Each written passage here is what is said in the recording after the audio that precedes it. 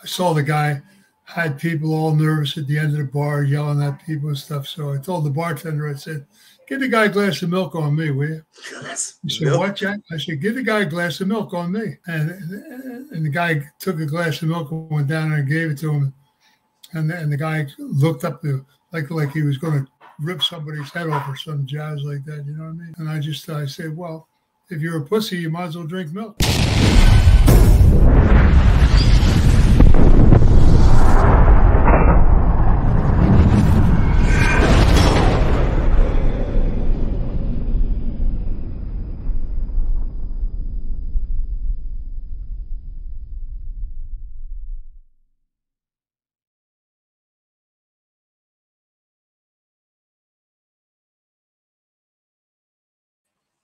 Welcome to this episode of Chatting with Staxx. I'm your host, Bill Staxx, and today I got Jack O'Halloran.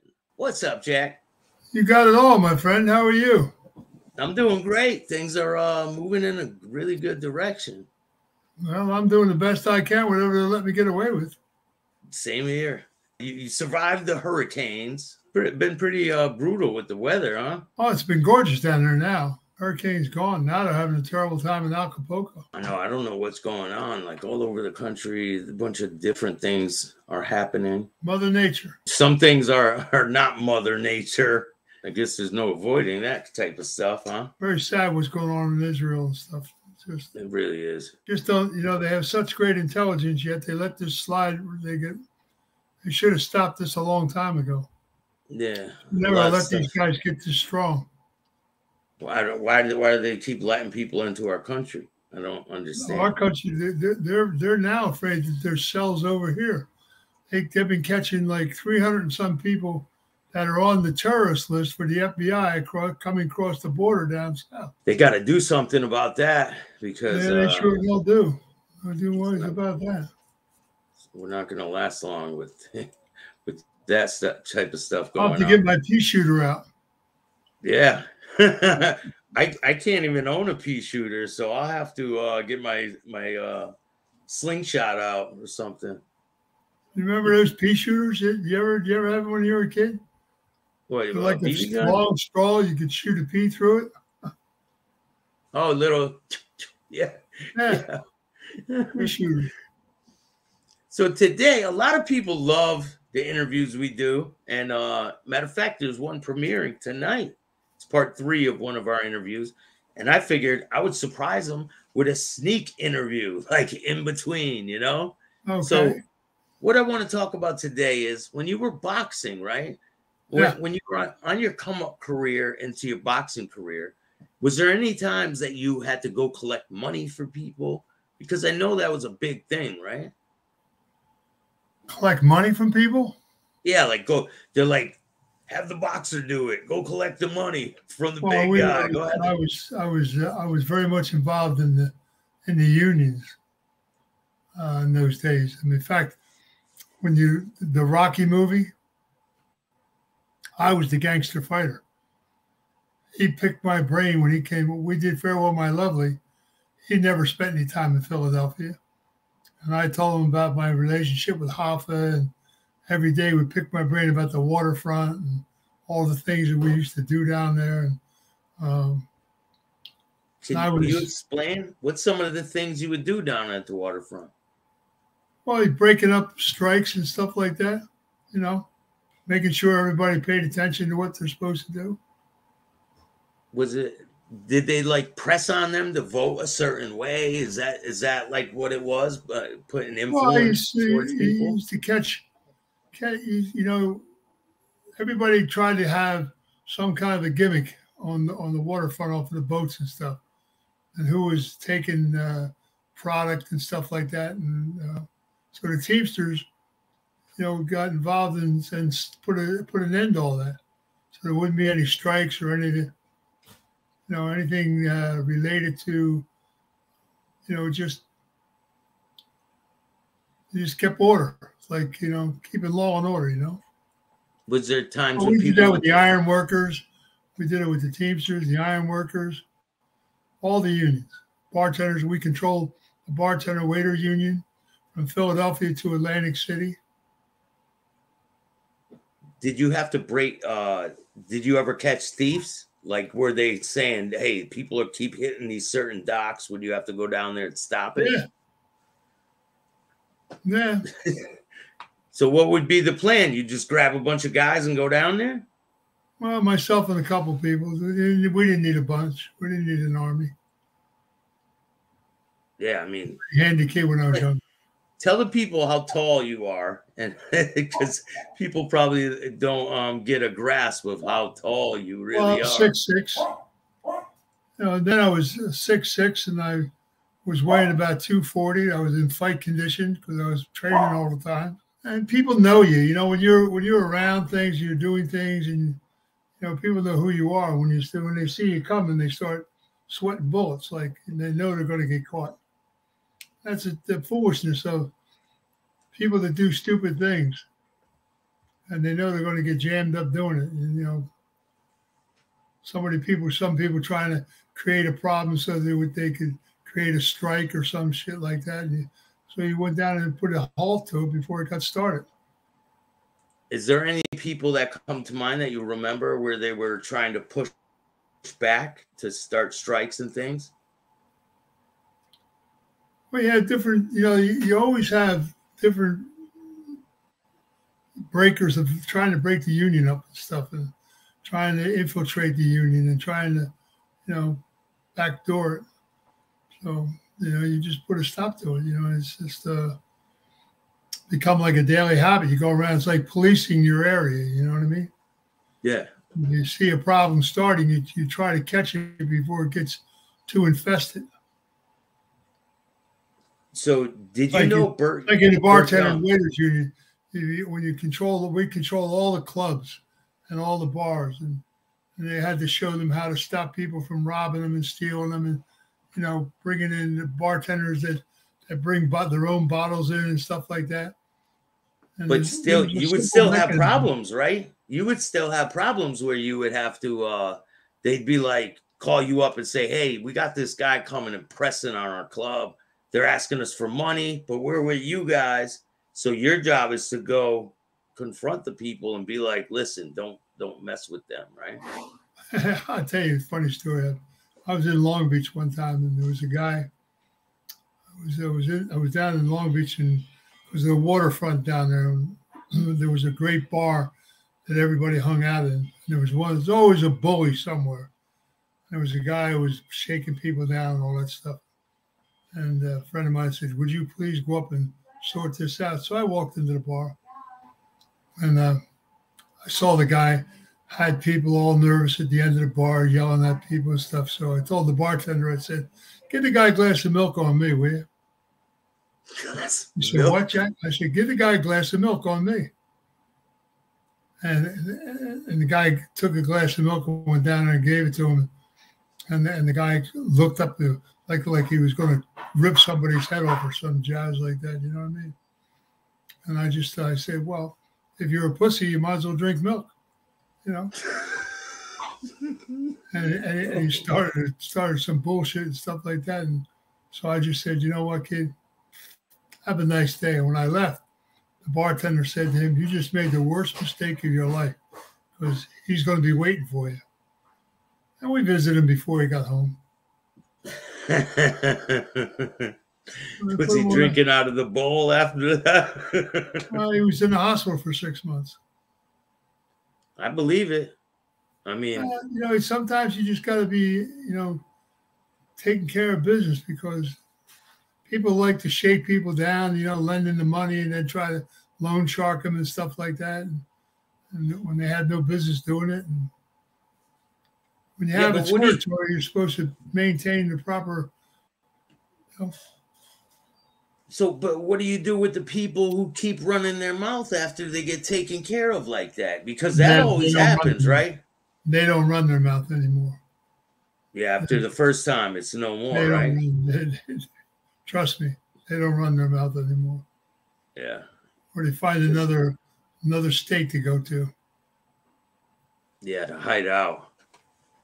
Times are changing, man. So we had, you had a relationship with the law, And rather than them have to get involved in all that stuff, we took care of business ourselves.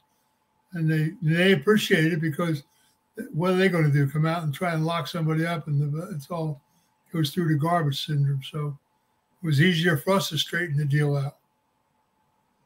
You were in the Philadelphia area quite a bit, right? In your earlier years? I was raised there. Yeah. Yeah. So do you know about Joey Merlino having a podcast now?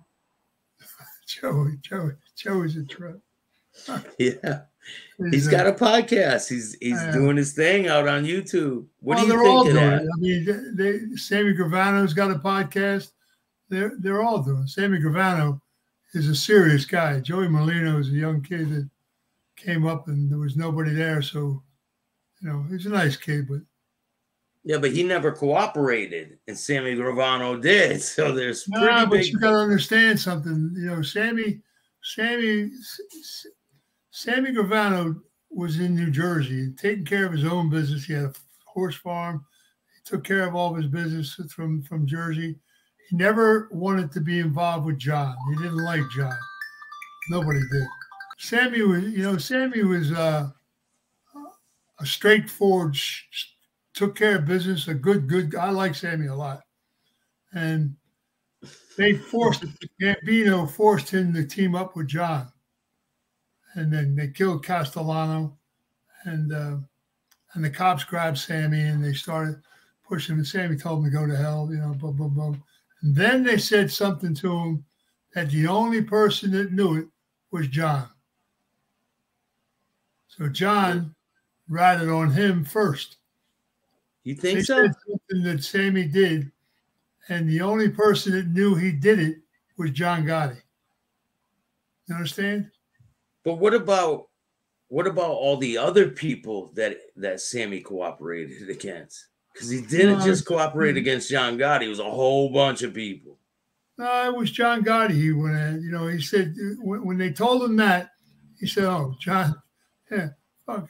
The hell with John Gotti, and then he just said, but him. But Sammy was, he lives out in Arizona now, and I like Sammy. Sammy's a good guy. Sammy was not a rat. John ratted on him and opened the door. I mean, people look at it. People don't know that. But people look at it different ways, man. I guess we can agree to disagree. Yeah, he was. Sammy was a good. Sammy took care of his own business, and he did it very well. And John. I just feel. John opened that door. I feel like Sammy still thinks he's in the mob. Like he still has some nobility, and when you cooperate with the government, all that goes away. And I think he's trying to rewrite history with some of the things.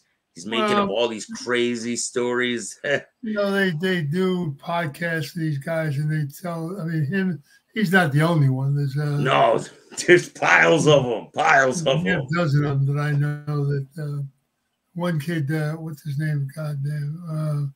His father was the oldest guy in prison. He was 102. Oh, Michael Francis. Michael Francise's got a podcast, talks a lot. And Michael, he was a rat. Michael Francese was a rat. And then he turned religious. People say that too. Yeah, he was. There was no two ways about it. He was. What about John Gotti Jr.? What do you think of him? Oh, please, John, he's a poor excuse for a human being. And so is John's brother. John Gotti Jr., they went into his club in New York and went into his office and opened the drawer, and there's all drug paraphernalia, a notebook with all people who paid this and that, and everything that the FBI or any law enforcement would thrive to get their hands on was sitting right there in his desk drawer. How stupid is that?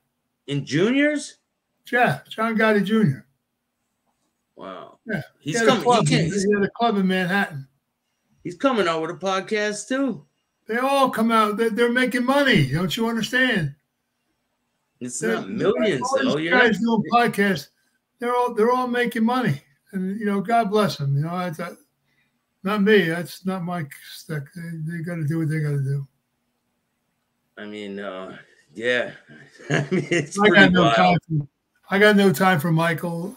Sammy and I have no problem, but John Gotti Jr., forget about it.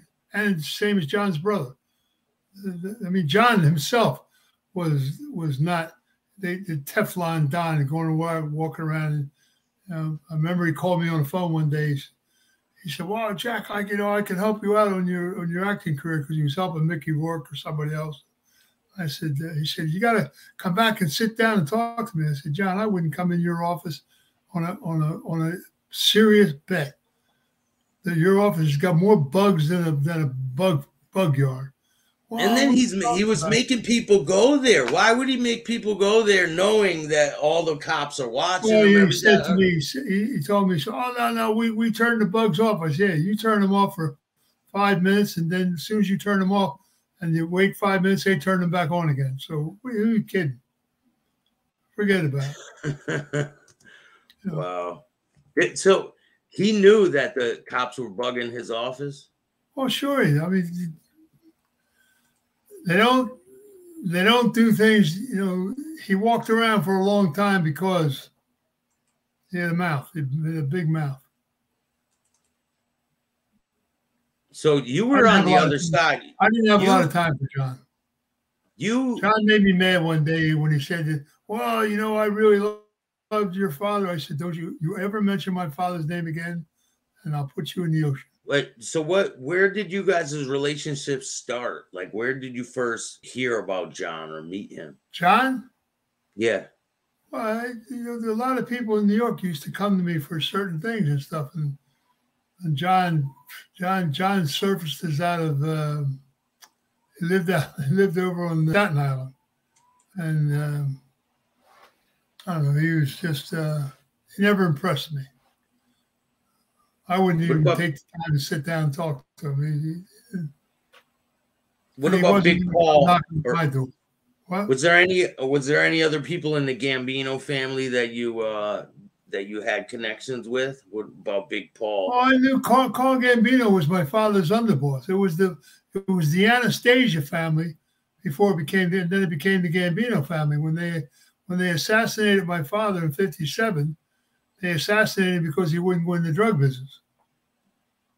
And The Godfather, when Brando said, "If we touch it, our children will touch it, it'll be the downfall." My father said that. He took that from my father. My father controlled all the ports, and he didn't want to bring the drugs in. He said, "We didn't sign up for this. This is not our deal." And Vito they put him in the Genovese was bed. heavily involved with the heroin, right? Say it again. Vito Genovese was heavily involved with the heroin. Well, he got involved in the heroin in the '30s when he got deported, and he opened up a plant down in Sicily, and they were bringing the drugs up from South America and different places, and they were bringing them over into the States. And the people that were involved with him were called Zips. They weren't even allowed to be called Italians because the Italian people didn't like the drug business. The old mob didn't like it at all. And you got to understand something, that the government, there was an understanding with the government. Frank Costello had the greatest political book of anybody. And Frank sat everybody down at the commission and said, "Listen, they don't bother us with loan shark and all those things we do, gambling and all that stuff. They don't bother us. We had a great relationship. They just will not tolerate us getting involved in drugs because the government was involved with drugs. George Bush was partners with Noriega." Yeah, they were putting a lot of cocaine on the streets You back in know, the you got day. to understand. There were 4 banks in New York that lent a lot of money to South America for so-called agricultural loans, and they weren't. They were procuring the drug business, and all those banks flourished with money, and nobody ever batted an eye, and it's just it's a filthy business.